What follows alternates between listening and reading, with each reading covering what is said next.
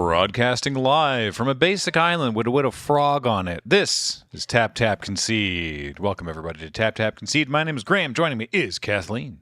Hello. And Cameron. Huh? And today we're going to be talking about Bloomburrow. We're going to talk a little bit about playing the Bloomburrow pre-release, but mostly we're going to focus on the story, the lore, if you will. And if you won't, and you just want some cards, that you can do that too at cardkingdom.com/LRR. They're a great place to buy your cards. We love working with them. Please do use that URL if you're going to buy some cards online. They'll ship sealed product anywhere in the U.S. They'll ship singles anywhere in the world. And you can tell them loading ready, run sent me button, please, and they'll give you a funky little 1-inch button, which I think, assuming that they've got them printed on time, is the current one is, how about you don't? Wow, that's timely. Yeah, I asked them to distribute that one first, Wow, so that's that it's awesome. timely. Yeah, that's great, actually. Yeah. Also, this show and everything we do is brought to you by you and your kind support of our Patreon at patreon.com/loadingreadyrun. And we really appreciate it.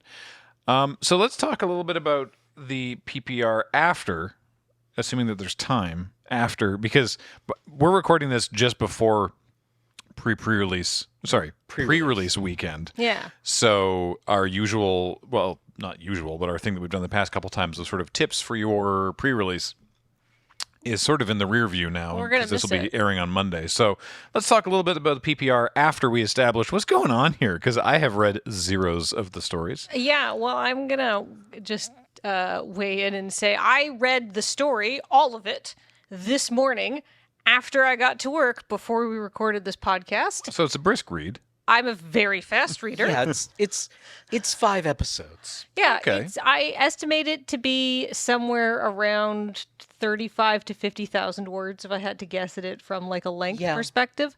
Like I said, I'm a real fast reader. But it's a simple story and it's quite lovely. So, Cameron, you read the whole thing at a more luxurious pace, I might say. Well, I read it on the bus last week when I thought we were doing this podcast. Yeah. And then I refreshed on like the 5th one this morning. Okay. I actually wound up listening to the 4th and 5th episodes. And read everything, but I wanted to see what the narration was like. Oh, excellent. How was the audiobook experience? It's nice. The narrator has a good voice. Lovely. That's great. Yeah, and it stealthily helps with pronunciation on things. Although I don't think I really had any problems with this one. It's all very like the structure of the vocabulary is very kid-friendly. Yeah. I think. Yeah. So, at its heart, this is, I think, a small story that actually takes some time to really luxuriate in the perspectives of our two heroines. Yeah. We get to see sort of the two main characters telling this story as it progresses. And they're all like, so one is Helga, who is, I've seen online referred to as ADHD frog seer, Yes. essentially. And the other is Mabel, which is super competent mom, right? Yes, yeah, the mom who has the magic sword in the attic. Yeah. She's a folk hero. Yes. Mabel, heir to Cragflame. Yes. Cragflame being the very fancy knife. Yeah, she comes. Yeah. Her superpower is she's apparently just a really well-adjusted person and is descended from well-adjusted people. So, oh my God, Graham, it would be like if you had an artifact that could summon a wolf. Well, yeah, like the sword is a artifact that belonged to the previous epic hero and was used to contain the Calamity Beast. Yeah, if you watch the trailer for this, there's somebody picking up a thing and beating and like taking a swipe with an improvised weapon at a Calamity Beast, and that in the animated trailer for Bloomburrow is Lily of the Valley, which is Mabel's ancestor. Right. Yes. Okay. Yes. Yeah. So yeah. Can I ask? I mean, maybe I'm jumping ahead, or maybe you've jumped ahead. I don't know. What's a Calamity Beast? A Calamity Beast is like they are, I don't know, the equivalent of the dragons from Kamigawa. Yeah. The monocolored big monsters that form the basis of epochal events, Okay. I guess. Are they? And they're. I assume they're represented by legendary creatures. Yeah, in this set. they're Yes, legendary they're creatures. like the big black owl. That Oh, everyone's Maha. been- It's yeah, Feather's Maha. Knight. Yes. Yeah, they is talk, one of the calamity beasts. They talk about how calamity beasts can like rot crops on the vine. They can. There's one like that's a drought beast. Like they ruin the environment. They kill people. They destroy villages. Like that kind of stuff. It's not good. So let's actually. I think that's a very wise. Let's take one step back. Because Cameron and I are getting deep into the details, but let's just take everybody one step back. Bloomburrow is a magical animal plane. Everybody are folk there. Everybody get along. They're fine. Everybody. It's like Redwall animal literature. Well, like Redwall was quite like conflict centric. Right? Yeah, Redwall was about warfare. This is idealistic. Yeah, everyone gets along. It's a Nobody children's seems to book. have. Yeah, I mean, like conflict forms this fairly central part of like a lot of children's lit too. This is just very like everyone is happy. It's a utopia. Yeah. Nice. It's a lovely utopian society. And so, but they live in this place called the Valley, and there used to be more calamity beasts, but now they've entered an era of relative peace. However, it's not like there are no calamity beasts, and there are places outside of Valley in Bloomburrow that are not as good. There's like the outer woods, and that are sort of spoken in of hushed tones. So we're in the Shire, I guess. Like Right. there might be more going on, but and you go to the plane and you become a folk. You become an animal folk. So that's why Ral transforms into an otter when he gets there. So we've all seen Ral, and we want to know this. Yes. What happens if someone from Bloomburrow leaves the? We plane? don't know. Okay. I assume they're just normal.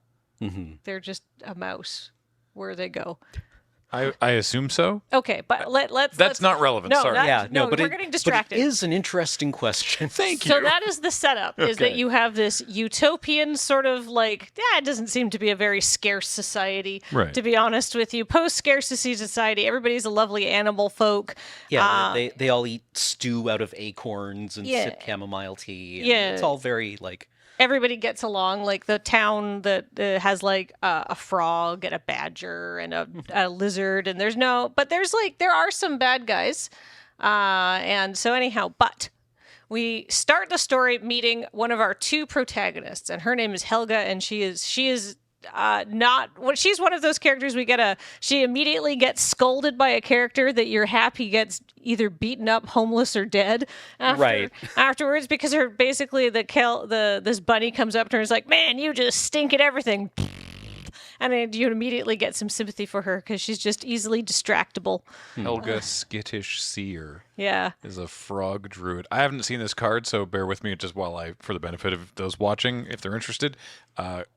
Green, white, blue for a 1/3. Whenever you cast a creature spell with mana value 4 or greater, draw a card, gain a life, and put a +1/+1 counter on Helga. And then tap to add X mana of any one color where X is Helga's power, but spend it only to cast creature spells with mana value 4 or greater, or creature spells with X in their mana cost. So Helga likes and helps make bigger creatures. Yes. That makes sense. She's a helper, Right. but she's not very good at her job, and she doesn't she has no purpose because she's never been good at magic. But she's a very good artist, and she has visions that comes to her through drawing, which is not Always a necessarily good sign. A thing that sort of happens in Bloomburrow. But anyhow. She's just, feeling sorry for herself because, she sucks at everything. And then the Maha, her Feather's Knight, attacks her village, and it's all very chaotic and terrifying. And so then she has to leave, she has to run away from Maha, who's attacking and stuff like that. And she realizes that she could try to go to safety, or she could go to the next village and warn them. So she goes to the next village to try and warn them. And then we switch to our other protagonist, whose name is Mabel, who has 3 perfect children, who only fight in the way that children quaintly fight it, and not the way that children really fight it. They fight the way that parents see children, roughhousing, and not the way children experience it. That's definitely, Yeah. Like, oh, that's they're not how parents see it. That's fantasy. This is more of this utopian society. Right. So anyhow, but she's got 3 perfect children. She's got a great husband who's very loving and supportive of her career, and she's got a bunch of neighbors who love her, including a nosy mayor who wants to talk about how great she is because apparently it's her birthday, and that means the whole town is having a party. And I don't know if that's for everyone or if it's just for her because she's so special and perfect. She's a baker. Anyhow. She deals with this with aplomb, and I think this says a lot more about my character than it does hers, my tone describing this event. But anyhow, this is happening, and it's all lovely, and you get to see some sort of Mabel backstory. She's actually quite, what's the word, modest in all of this. Yeah, she's sensible. Yeah. I don't know if this is everybody gets this kind of birthday party and everyone has to deal with this sort of wanting to turn inside out to be mortified thing, or if it's just her burden. But anyhow, her birthday party is interrupted by Helga being rescued, and Helga's like, oh, this is really terrible. But like they take her back to her house. They let her rest for a couple of hours because she's passed out. And then as the birthday party gets underway, Helga sort of comes to and says, hey, my village just got attacked by a calamity beast. And I came here to warn y'all. And so then Mabel uses her birthday party to say, thank you all for coming, but I need to assemble an adventuring party because somebody said their village got attacked by a calamity beast. And then a bunch of like the local like townsfolk gather up. You have Hugs, who's a huge big badger, and he's awesome. You have, what's his lizard life partner's name? Oh, it's 3 letters. It's like Zev? Zev? I don't know if he got a card is the thing, but he's a little lizard folk. We'll look it up. I don't have my phone. Oh, I do have my phone with me. He's some kind of pyromancer, I think. Yeah, Zoraline the Bat, who does have a legendary creature card. Yeah, she's like the local priest. Yeah, she's great. She's EP. That's her character trait. She EP. Well, there's a lot of people in this party. Like, come on. But she's comic relief, obviously. You got a rabbit archer. Yeah. Fennec? No. Phineas. Yes, Phineas. you have Phineas, who's never been off the farm before. It's his first adventure. And is that a pine cone at the end of his arrow? Yeah, for safety. Oh, okay. Yeah, and then is that everybody in the party? And then Helga, obviously, and Mabel. Yes. Oh, I think Gev. Gev. There is a card. Gev. Yes. Oh, he's teeny little guy. Yep. Scaled Scorch. Gev. So yeah, there's old Gev, who's also kind of comic relief a little bit. I like Gev. And then that's the party, and they go adventuring, and then they go to the previous village, and they're like, oh yeah, there's been calamity beast here. And then they fight some necromancers, and Helga's almost helpful, but then manages to beat herself up about it. And then they go to the next town, and then another calamity beast attacks them But after they meet up with the last member of their party, one Ral Zarek. Yeah, Ral, who is pursuing Jace. God, I wish we got more of his perspective in this story. Yeah, and Ral's just like, yeah, I guess this is just what my life is. I'm an otter here for some reason. Yeah, Weird. he's not happy about it. Yeah, he's tolerant of it, I think. Yeah, he's like, look, I came here. This is the only lead I have. I have to kill Jace Beleren. Yes, for personal reasons. Yeah, and I get it. I get it, Ral, where he's like, he's pissed off, and yeah, and he's got a fever, and the only cure is killing Jace Beleren. Yeah, and I respect that for him. I don't think he'll do it, but I think that I respect that he's very angry about it right now because Jace Beleren keeps he should just be like mucking about on Ravnica. He shouldn't have to be like doing all this crap. Also, I like when we meet Ral, realize Ral is just not good at fighting. Yeah. He's like, fighting. Like he's always fighting at the big final fight. And he doesn't do anything. He's like, nope, I'm a bureaucrat. Leave me out of this. Yeah, I love him. Yeah, he has some line about like, he knows plenty about storms. Yeah. Right. And I think he like lightning bolt. Yeah. I truly, if I was in a situation where I could choose which one which Ravnican person would protect me in a battle, and I had Ral or Avenir, I would take Avenir for sure. Oh, well, thank you. But like, I don't know. I just enjoy Ral's presence here as he's like he's very uncomfortable in his otter form. He keeps hitting things with his tail. I like that. And generally just seems not terribly into the whole idea, which I could relate to, right? Like, I'm barely competent in this thing, and I've had it for decades. And if suddenly you change my entire physiognomy into otter form, I would probably like spend so much more of my time acquiring new bruises. Yeah, they look at his bunch of people mark his bracer, and they're like, "What the hell is that?" Yeah, but nobody tries to steal it from him. No, not even the literal professional thieves and like they run into. It's amazing. Everyone is very polite. Yeah, this is a very polite society. I love it. But anyhow, so they meet up with Ral, who's like, "I need help. I am looking for Beleren," and he's literally just made his way to this first town he's found, and he's stopping literally everyone, saying, "Have you seen this person? I'm looking for somebody named Jace Beleren," and that is his blue magic. Will just except like he can't be like, he looks like this. Yeah, because Ral knows that he describes his tattoos and his outfit. Yeah, okay. With strange markings. But hey, do you know who has seen Jace Beleren? But in her visions, it's Helga. So Helga has seen. Helga's like, I've got a sketchbook with like a guy with like strange markings, and she describes him as he's a fox, and he's with a lizard with green and yellow scales. Yeah. And wait, does Vraska turn into a lizard? Yeah. Yeah, I guess so. And then they have a strange, fox, right? and then she says, there's another strange creature with them, and a dark cloud follows them. So it's like, Ral's just like, all right, well, you're the only lead I have, so now I'm here. Oh, shoot, we forgot something.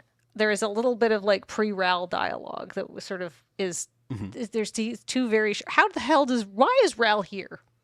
Yeah, wait. Yeah, I know why he's is he mad not- at Jace, but like, Why is he here? Well, first of all, because he's really mad at Jace. He's got to figure out what's going on. And so he has a little chat with his husband, Tomek, while they're in bed together. And I have to say, props to the writer for making this scene more suggestive than I thought you could get away with in a WotC property. Yeah. oh, fun. So I was like, I raised an eyebrow. I was like, there's a line where it's like his voice said something, but his fingers blazed a trail of their own. Right. I was like, Ooh. fucking damn. Good job sneaking that in. I'd be embarrassed to write something like that. But like Jace pushed over Ral's little colonial project on Thunder Junction, and now Ral is gonna make him pay. Well, also, Stupid hot Jace. I mean, what? also, Ral and Jace did used to be friends, right? Kinda, sort of. They're supposed to be like They were they're were they acquaintances? friends? I don't know if they're friends, but Ral says that he's mad at Jace because friends.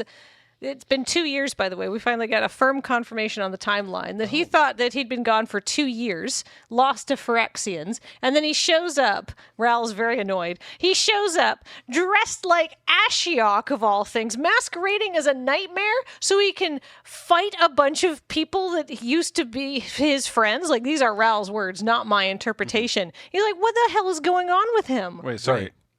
Before Thunder Junction, Jace got completed and was missing for 2 years? 2 years is Whoa. the timeline. Okay. We've done a big time jump here. There's a time jump longer than there was between those sets. I would have liked to have seen Ral, like, maybe have some concerns that Jace remains a source of Phyrexian contagion.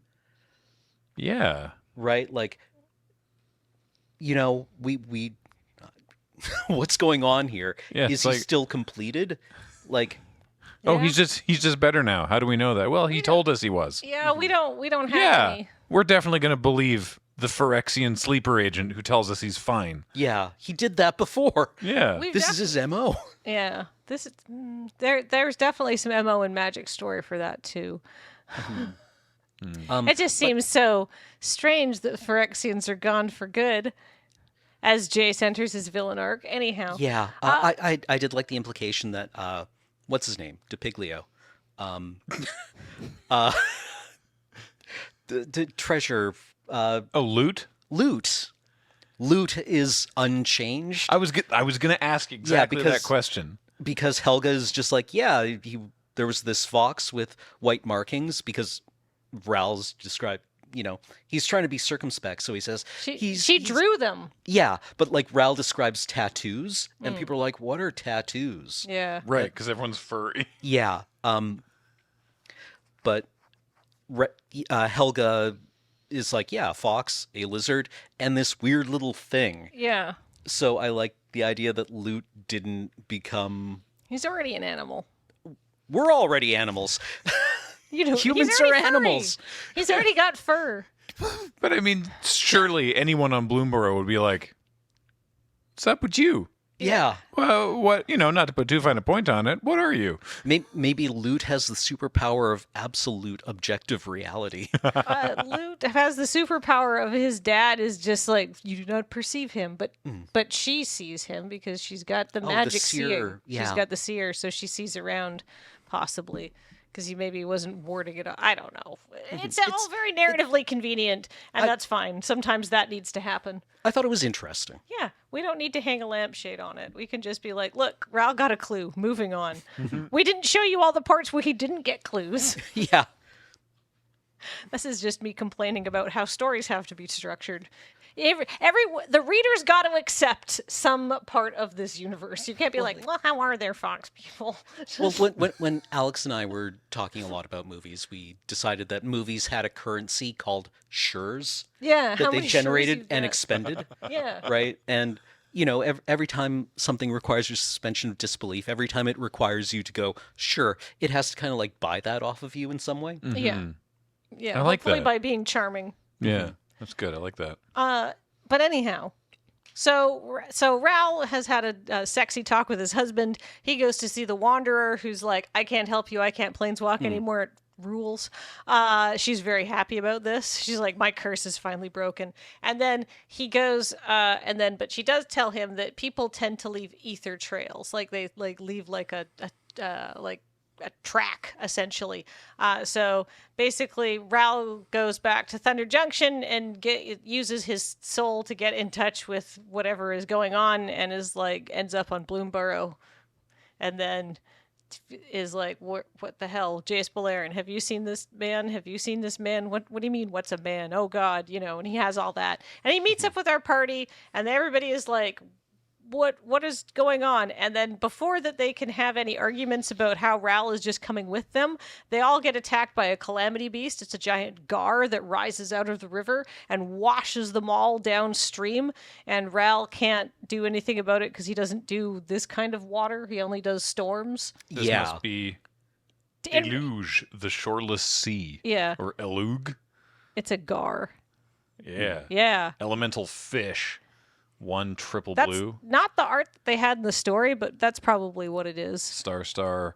Power toughness equal to number of islands you control. Yeah. Whenever Eluge enters or attacks, put a flood counter on land. It becomes an island. It's doing Dan things, or was it Island Fish Disconius? Which is the one that did that? Yeah, something like that. Yeah. The first instant or sorcery spell you cast each turn costs blue or 1 less to cast for each land you control with a flood counter on it. Oh, that's so cool. Cool. That's awesome. That's not the art in the story, but it doesn't matter. I'm sure there's showcase variants of the calamity beasts. It communicates the feeling of a flood. Yeah. But anyhow, they all get washed into like a rat warren. But the rats are nice. And they say, sorry, we didn't want to beat you up. Our rat job is we're the lore keepers. We pass down secrets and stories, but some people came through here looking for something, or it was some mercenaries. And it turns out it was the same mercenaries, and they were going to Fountain, and but they don't know where they went. But then Helga has a vision, and they have to go to Fountainport, which is also the place where she had to leave in disgrace. Well, yeah, I think the rat lore keepers reveal that the mercenaries have a calamity beast egg. Yes, that's in their the possession. issue. That they've stolen a calamity beast egg, and that this is why the calamity beasts are now attacking outside of their usual, I don't know, eras, purviews. Yeah, that they've gone The Berserk world mode. the world is out of sorts and it needs to be put to rights. Yeah, but it's more just like having like sort of more of a polite like kind of tantrumy thing rather than like right. Does that make sense? Yeah. Okay, It's it's very twee. yeah, it's less Watership Down and more, I don't know, Disney Afternoon. Yeah. Yes. Cool. Yeah. There's big Disney afternoon vibes from I this. appreciate having actually. something lower stakes. Yeah, it's fine. So anyhow, that all happens, and they go to Fountainport, which is the big frog city that's all like super powered by magic and stuff like that. There's like rising fountains, and like there's a palace on top of the fountain, like it's a giant fountain. Oh, that's much. I'm only just now seeing the other buildings. That's Yeah. much larger than I thought it Yeah, was. yeah, it is a giant magical fountain. They have some of the like it's all frog style buildings. They talk about how some of them have like glass roofs or like what did they say, porcelain thin shells and stuff like that. So it's like the light comes in and then the higher levels where it's more magical and it's just like curtains of water is the roof and stuff like that. It's all very beautiful, and it's all controlled by the big king. What's his face? Is it the warrior? No, it's King Glub something. Yeah. King bad guy McHubris. Yes. Yeah, who has possibly one of the best villain lines I've ever read in Magic the Gathering, which is not a statement I ever imagined I would make in this life. But Oh. Glarb? Glarb. King Glarb. Glarb, Calamity's Augur. Black, green, blue for a 2/4 frog wizard noble with death touch. Well, he's kind of serving there, actually. Look at it. He kind of is. Look at the top card of your library at any time. You can play lands and cast spells with mana value 4 greater from the top of your library and tap to surveil 2. Big Tassiger energy on Yeah. Garb. Yeah, I wasn't expecting Glarb to be hot. Yeah, well, we stand a powerful frogman. I suppose so. But anyhow, he's decided that what he can do is if the Calamity Beasts are not, it's not like they're not a problem. It's just that they're not as big a problem as they used to be. So he decides, well, why not fight Calamity Beast with Calamity Beast? Let's bring the concept of mutually assured destruction to Bloomburrow. Oh, great. Let's give ourselves a Calamity Beast. So he commissions a weasel band of mercenaries to steal him a Calamity Beast egg, which somehow they managed to do, and they bring it to him, and he's going to raise it as his own creature beast to battle other Calamity Beasts, and then That sounds like a probably also terrible make idea. himself Frog King of Bloomburrow as Yeah. well. It's That's implied. the line he has is history will vindicate me as a pragmatist, which Yeah. is just a profoundly funny thing to say, but also a very like extremely real villain thing for a 21st century neoliberal world. Yeah. Right? History will vindicate me as a pragmatist is something that like I don't know, George W. Bush would have said Yeah. if he No. had 2 brain cells to rub together. Yeah, I Right? thought that his read on it was, I thought that the author was doing what they could with the like he has to steal the egg because there has to be a conflict. Yeah. Kind of, Like I bought it. I get the motivation. I just think it's an extremely funny motivation. And just from coming as a reader from the global north in a liberal democratic society, that felt very relatable to me. Yes. Right? It's a very kind of like corporate overlord thing. Which fits because Fountainport is kind of like this big mega structure, Yeah. right? Like it has architecture. It's not pastoral like the rest of the world. It's like a manufactured, interesting, like monolithic space, Yeah. right? Oh, and Helga gets her confidence after Babel rescues her, and it's all good. And then they all go back, and then they all finish the party. And then Ral has some food, and then is like, oh, and get some cute little cufflinks or like little buttons or something to cloak decorations to take back for him and Tomek, because Yeah. Ral and Mabel do have a scene where they bond about how both of them miss their husbands, which is cute. I thought the story was notable in that it actually had kind of an extended epilogue, Yeah. which I enjoyed. And this is a much smaller scale story. Like, there are 5 adventurers. They go on this adventure. There's a clear, objective to it. They accomplish the objective. Evil is punished, or mundanity is punished. Sorry, I was trying to look up, I was looking up Glarb or whatever. What did the conflict get solved? What happened? Oh yeah, They beat up Glarb and they return the egg. yeah. Well, the Calamity Beast comes and claims its egg. Yeah. Which beast? Maha. Maha. Sorry. Oh, yes. okay. Oh, Yeah, all right. The one that went on the rampage. So Also, they stole one of Maha's night eggs. hypothetically evil owl eggs, Yeah. and because they were going to raise their own beast to fight Their own- the other beasts, yeah. but Yeah. then Maha showed up and was like, "My egg, thank you." Yeah, it's fundamentally the plot of Alien. Okay, cool. Yeah. But yeah, there's also a little bit with there's a Kulligan brood hawk that somehow, well, it's a dragon, but somehow it's fallen through an omen path and ended up on Bloomburrow. But it's not that big of a threat, Yeah, Ral to is be just honest with you. all of the animals look at it and are like, "The hell is that?" Because it's Ral recognizes it as a dragon that has gone through some kind of metamorphosis. Dragon Hawk, Face Yeah. Tempest. Oh, it's got 4 wings like the Kolagon dragons. Yes. Yeah. Yeah. but it's a bird. Yeah, dragon. this was in Helga's notebook as well. 3 red for a 5/5 flying. Whenever Dragonhawk enters or attacks, exile the top X cards of your library, where X is the number of creatures you control with power 4 or greater. You may play those cards until the end of your next end step. At the beginning of your next end step, Dragonhawk deals 2 damage to each opponent for each of those cards that are still exiled. Wild. So I don't think that we need to go into great detail of telling you how Ral handles this thing. It's I'm trying to give you the overview of the story without spoiling all the good parts, but also Right. telling you all the parts that you should read multiple times so you can get in between all of the lines, which is the Ral and Tomek parts.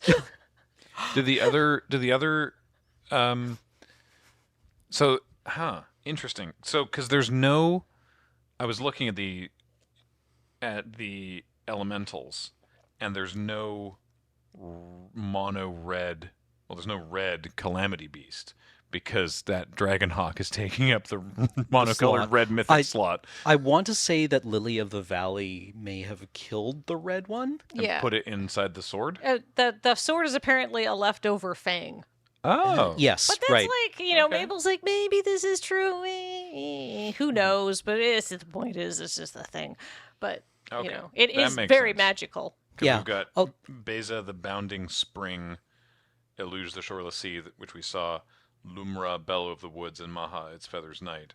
And then Igra, eater of all, who's a big Golgari cat, which is an interesting one. Meow.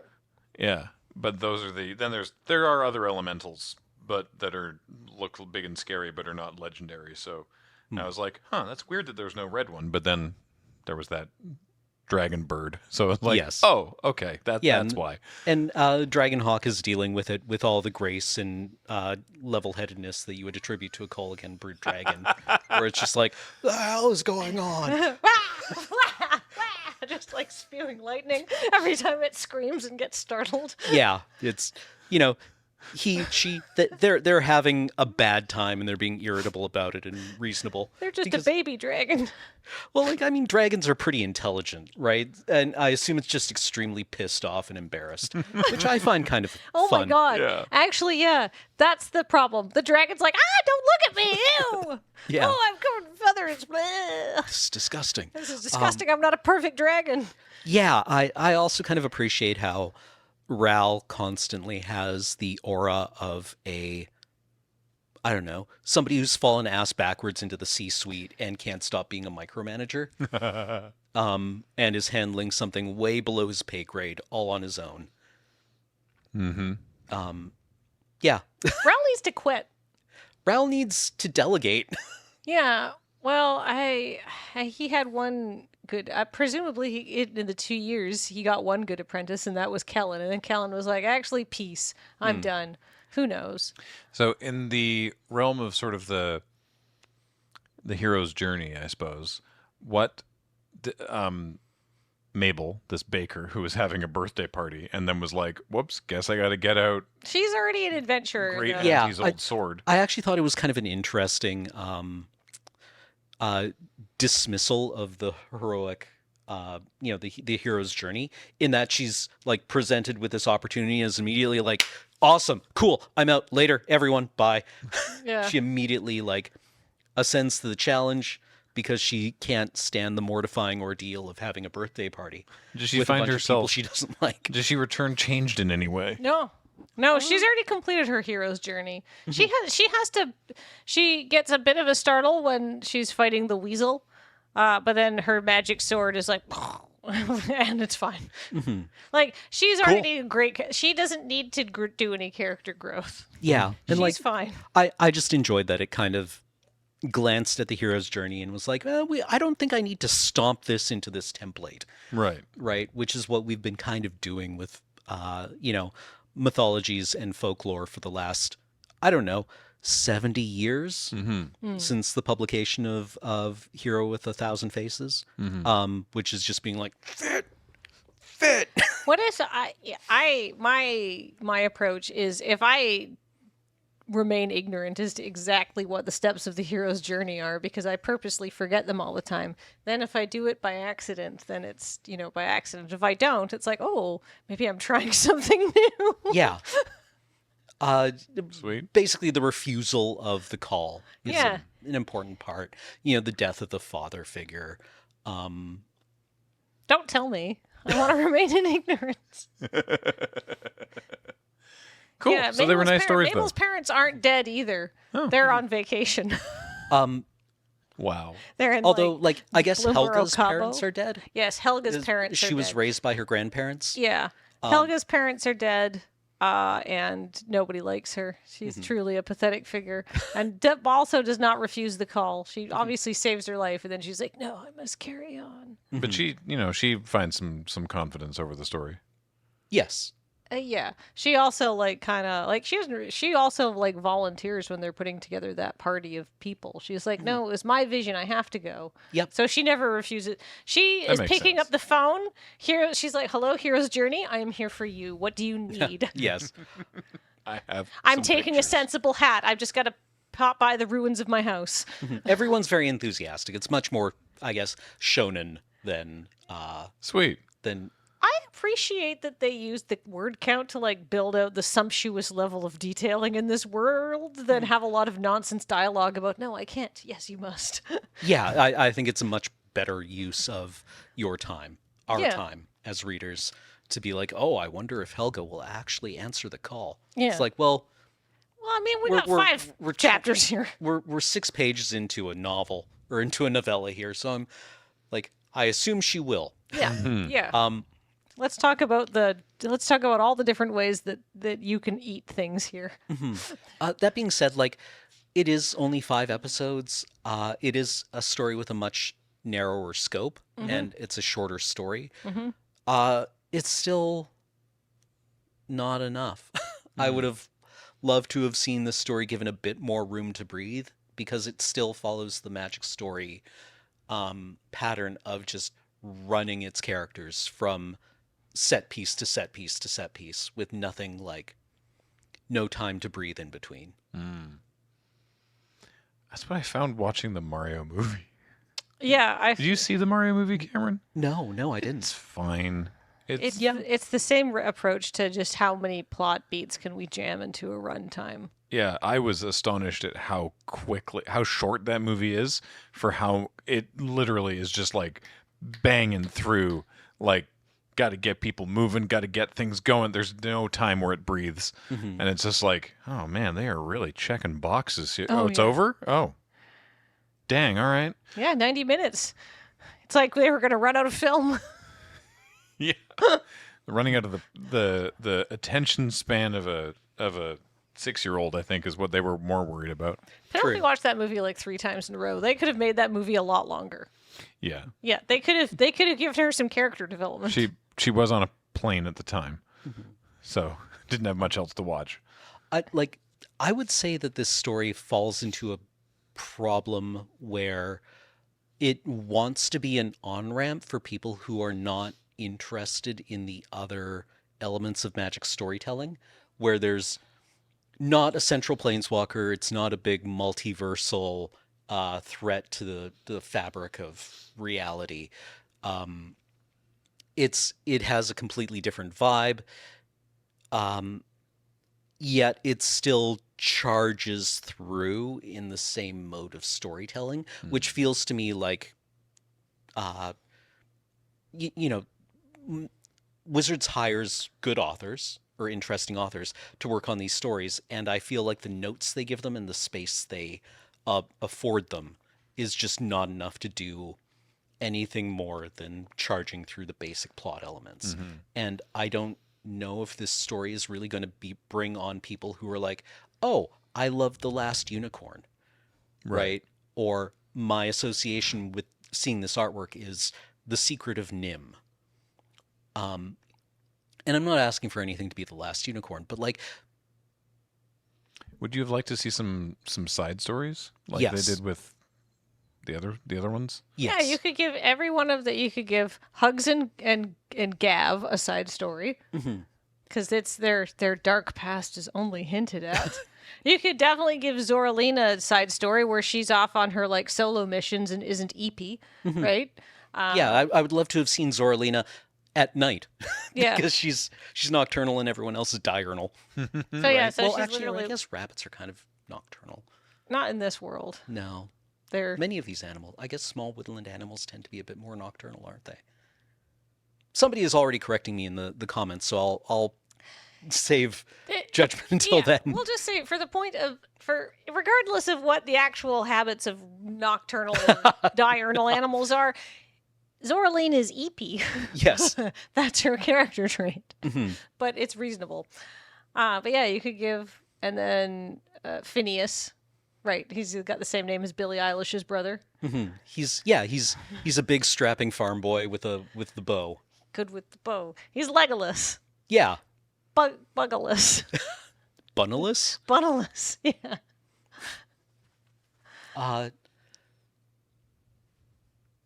Yeah, I don't know. Cool. It was cute. I'm not sure it's going to win anyone over who isn't already interested in Magic. Right. No, but I think if you like Magic Story, or if you want to hear just somebody read you Magic Story, then this is, you could do worse than this. Like I said, it's fun, it's delightful. There's a lot of good descriptions of food. Love that. So what about changing topic slightly, the cards themselves in terms of getting people into Magic? Because the art and flavor in this set, just from the cards, is terrific. Oh, yeah, I really enjoy this set from what I've played of it so far. It definitely feels like another set where you cannot stumble. Just from our experience at the PPR, the games where somebody missed a land drop tended to end pretty quickly. Yes. Also, what I liked about the PPR is that folks were in a bunch of different decks, a bunch of different color combinations. I don't think any two people were in the same color combination, and all our matches went to 3. They were like the matches that were not decided by, your typical Magic the Gathering variants were interesting matches. I will say I had a game against Ben where I almost clawed my way back from an incredible deficit. Yeah. Like it was but Ben happened to draw well, and I did not. I just drew also well, but not merely godlike. Right. I thought he was going to win that game, and then I was going to hope that you were going to maybe go for like a bonus game or something. But then it was like 20 minutes later, before the game ended, and I was like, "Dang, that was a sweet." Yeah, game. he started out very early, and then I made him like fight tooth and nail to kill me. I think I even attacked him once too. Yeah, you did. But if he had run out of resources, like if he had stopped drawing badly or stopped drawing well, I would have been able to turn that game around. But as it is, he brought me to 1 and then brought me to 1 for several turns or something. I think in terms of like tips and tricks for playing the set. I think the only thing that's going to be a little tricky for people to keep track of, especially in paper, I don't know how Arena handles it, is expend. Just knowing sort of when that happens. Because I played a pretty like aggressive mid-rangey red-green expend deck, which was super fun. I had 3 copies of Teapot Slinger with some of my new favorite flavor text, which is, for the last time, it's porcelain, not stoneware, you ignorant fool. Of this incredibly angry raccoon hurling a teapot. So it's 3 in a red for 3/4 menace, and whenever you expend 4, Teapot Slinger deals 2 damage to each opponent. I had 3 of these in my pool. Yeah, Gross. these did a lot of damage. Yeah, and so the trick is, if you have one of these in play, and you cast another one, the one you're casting doesn't see that you're expending 4 because it's on the stack. The expend trigger, when you spend the mana, the one in play would see it. That trigger goes in the stack above the card you're casting. That 2 damage resolves. Then your second Teapot Slinger comes into play. And so just knowing sort of when those triggers happen is interesting. And it's any turn. It's a turn if you can spend 4 mana on your opponent's turn, and it's 4 mana to cast spells, not for any other Not use. for But abilities. that does mean that you can like spend 2 on a 2-drop, spend 3 mana equipping something, then spend another 2 on a spell in combat. That's your 4th mana spent on spells. So then the expend 4 triggers go off in combat. I think in the set, I could be wrong, I think it's only 4 in the set. The commander decks have some different expend costs, but I think in limited, sealed, and draft, should only be encountering 4. And yeah, it's just important to keep in mind when it happens and what it actually means, which is expending mana. James, you played a bit in the early access event. How is it on Arena? I believe it automatically kept a little count. I don't think I had anything that. No, I think it just popped up. Like whenever you spent your mana, if it was a triggered thing, it would just pop up, and then you select your target and stuff like that. So, Okay. So it's just something you need to bear in mind how much mana you've expended thus far. yeah, like as you said, I think it's definitely going to be a little bit trickier in paper. Yeah, and it's not every 4th mana; it's the 4th mana. Correct. So you can't do it. You can't spend. And it doesn't have to. And I have seen 1 or 2 people be like, it has to be exactly 4. Nope. No. It just once you've spent that 4th, it doesn't matter if you've also spent 5, 6, and 7. You're getting that trigger. Yeah, you can cast a 6-drop and you'll get your expend 4 trigger. So that's cool. Yeah, I'm interested to see what other kind of like expend X costs or conditions they come up with. I'm still really hoping to see some kind of fun experimentation with Offspring in upcoming sets. With like Offspring, I don't know, discard a card. Offspring, sacrifice a creature. I think those would be interesting. That'd be cool. Yeah. What did you? Wait, Offspring sacrifice a creature? Yeah. It's like the Sophie's Choice mechanic. Or, I don't know, a millipede with Offspring laying eggs inside something else. Did a you wasp. Offspring? I thought was great when we got to play with it. How did you find gifting? Did either of you do stuff with gifts? I believe I got a tapped fish, Ooh, which very valiantly went on to do 2 or 3. nice. Or maybe just 1 in that game. But I think I may have also gifted a card at one point. I had one where I had to gift a card, which was for Wildfire Howl. It's 1 red for basically a pyroclasm, but if you gift a card, it will also deal 1 damage to a target. So you can kill a bunch of 2s and 1 3 toughness creature if you gift a card. Or I guess you can, hypothetically, you could kill your opponent if they're at 1. But I mean, I assume that the general use case of Wildfire Howl is going to be against someone who has several 2 toughness creatures and 1 3 toughness creature. And that was okay. But I didn't. I also had, was it Longstock Brawl? that you can gift a tapped fish, and I certainly never did. The gift is you put a +1/+1 counter on your creature before they fight. So if you don't gift, this is just prey upon, which is traditionally a fine spell, especially if you're in red green and have big lads. But if you gift a fish, then it's a drastically cost reduced hunt the week. Yeah. Yeah. So yeah, I think these are interesting cards, honestly. I think yeah. this is an interesting design space where the decision to gift or not has to be meaningful and should not always just be like, oh yeah, you never gift. Oh, right? yeah, You always evaluate these as like, you just ignore that text at the top because, frequently you do want those cards. And I think it also opens up an interesting play space in Commander. Right? Yeah. Or any multiplayer format. I suppose, if you're playing multiplayer formats other than Commander. That last sentence was completely redundant. Yeah. I didn't There's need to say multiplayer that. formats that aren't Commander. Blooming Blast is the other card that I initially misread. It's 1 in a red, 2 damage to a creature, and I thought it was Gift of Treasure, 3 damage to a creature, but no, it's Gift of Treasure, and it becomes Searing Blood. Yes. Or Searing Blaze, or whatever it's called. If you gift a treasure, it's 2 damage to a creature and 3 damage to that creature's controller. Okay. Which can be That could just kill somebody. Yeah, that's a big deal. If you're fairly it's an instant. aggressive.